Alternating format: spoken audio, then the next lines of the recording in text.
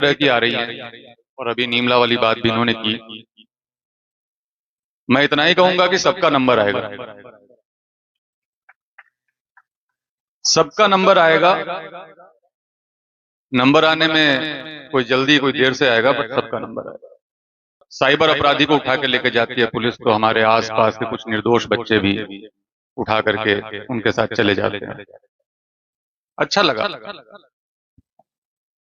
आदरणीय एसपी साहब, मौलाना अरशद जी, और जितने भी यहाँ पे सभी सरपंच साहब, प्रधान साहब, मौजिज सम्मानीय लोग हैं, सभी को मेरा प्रणाम। शिकायतें कई तरह की आ रही हैं और अभी नीमला वाली बात भी इन्होंने की।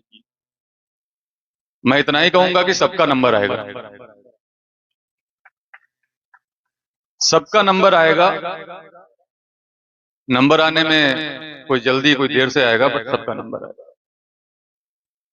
मैं ये भी कहना चाहूंगा कि बहुत अच्छा लगा सुन के मुबीन साहब ने बोला और हमारे अकबर साहब ने बोला कि साहब जब साइबर अपराधी को उठा के लेके जाती है पुलिस, तो हमारे आसपास के कुछ निर्दोष बच्चे भी उठा करके उनके साथ चले जाते हैं। अच्छा लगा कि जब निर्दोष के साथ कुछ गलत होने पे आपको दर्द हुआ। मैं चाहता हूं ये दर्द बढ़े जिन निर्दोषों के साथ जो यहाँ हमारे बच्चे कर रहे हैं, सारे नहीं, जो भी हैं। आप जानते हो बहुत अच्छे से कौन क्या कर रहा है, मुझसे बेहतर जानते हो, आप यहीं पर रहते हो। उन निर्दोषों के साथ जो हो रहा है उसका दर्द आप तक पहुंचना चाहिए। लोगों ने सुसाइड तक किया, आपको पता है? हमारे साइबर अपराधी जो कि एक मोबाइल फोन लेकर के लाइन लगा के बैठे रहते हैं, आप देखते होंगे बाजारों के किनारे, नहर के किनारे, उनके आपको लगता है कुछ नहीं कर रहे हैं, मोबाइल पे पैसे तो ट्रांसफर करा रहे हैं, छोटे मोटे अपराध कर रहे हैं, जो एसपी साहब भी कह रहे थे। उससे लोगों ने सुसाइड तक किया, आत्महत्याएं की। एक बुजुर्ग मेरे पास आए, जो साहब बता रहे थे वैसी ही घटना मैं बता रहा हूँ। एक बुजुर्ग मेरे पास आए जब मैं क्राइम ब्रांच में था, रिटायर्ड कर्मचारी थे, 60-65 लाख उनकी पूरी जिंदगी भर की कमाई थी उनके पास, पूरे के पूरे पैसे उन्होंने दे दिए। उन्होंने कहा कि साहब मेरा एक ऐसा वीडियो रिकॉर्ड कर लिया और मुझे ब्लैकमेल करना शुरू किया पुलिस बन करके, और मेरे घर में जवान लड़के हैं, उनकी पत्नियां हैं, और मेरे पोते पोतियां भी जवान हो गई हैं। मान लीजिए अगर ऐसा कोई बात उनको पता चल जाती तो मैं तो सुसाइड कर लेता। तो मैंने 60 लाख रुपए देता गया और सारी मेरी जमा पूंजी चली गई। अभी भी मुझे धमका रहा है। तब वो मेरे पास आया जब उसके सारे पैसे खत्म हो। तो हम लोग किस तरह के काम की तरफ अपने बच्चों को धकेल रहे हैं, इस विषय पे ही बात करने के लिए मैं आपके बीच में आया। मुझे या जो पुलिस के यहाँ पे अधिकारी बैठे हैं, इनको क्या तकलीफ है आप बताइए? आप जो भी अपराध के बारे में हम बात कर रहे हैं, चाहे गो हत्या है, चाहे साइबर क्राइम है, व्यक्तिगत तो कोई तकलीफ नहीं है। हम आपकी तकलीफ के लिए आपके बीच में आए हैं, ये आपको समझना पड़ेगा। मैं डीग के एक नागरिक के तौर पे आपके बीच में आया हूं, क्योंकि आप देख रहे हो आपके बच्चे खराब हो रहे हैं। वो खराब बच्चे आपकी महिलाओं को खराब कर रहे हैं, आपके पड़ोस में जो लड़कियां उनको खराब कर रहे हैं, जैसा आप बता रहे थे। उन बच्चों के कारण वो निर्दोष भी परेशान हो रहे हैं, जो आप कह रहे हैं कि रातों में पुलिस इनको वेरीफाई करने के लिए ले जाती है। तो उसकी जड़ में तो जाना पड़ेगा ना, कि आखिर ये उद्भूत कहां से हो रहा है, उत्पन्न कहां से हो रहा है, और उनके लिए हम क्या कर रहे हैं। अगर हाथ उठा करके हम यहाँ पे पूछे कि कितने लोगों ने खुद साइबर क्रिमिनल्स की सूचना पुलिस तक जाके दी है, तो शायद यहाँ 5-10 से ज्यादा लोग हमें नहीं मिल पाएंगे। हम आगे बढ़ के उनके बारे में नहीं बताते। मैं चाहता हूं कि हम बताएं, आगे बढ़ के बताएं, और साथ में उनको भी बताएं कि पुलिस तुम्हारे साथ जो कुछ भी करेगी कानूनन तौर पे, उसमें हम बीच में कहीं आने वाले नहीं है। आप ये सोचो कि सरपंच साहब बचा लेंगे, प्रधान साहब बचा लेंगे, कोई जनप्रतिनिधि बचा लेगा, कोई प्रभावशाली व्यक्ति बचा लेगा, तो वो गारंटी तो मैं एसपी साहब और अपनी तरफ से दे रहा हूं आपको कि कोई नहीं बचा पाएगा।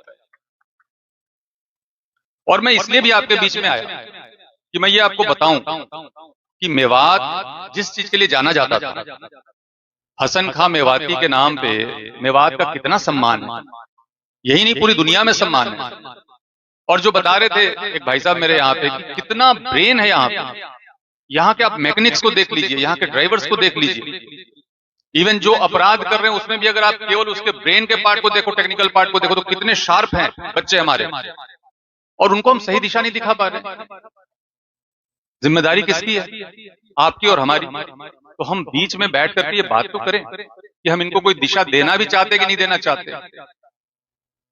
अगर हमें लग रहा है कि अपराध से आने वाले पैसे से फायदा बहुत है, मकान बड़े बन रहे हैं, दुकान बड़ी बन रही है, गाड़ियां बड़ी बड़ी आ रही हैं, तो मैं आपको यह भी बताना चाहूंगा कि आने वाले समय में न तो वो दुकान बचेंगे न तो वो मकान बचेंगे, और गाड़ियां तो शायद नहीं बच रही। एक एक काम पीछा करेंगे।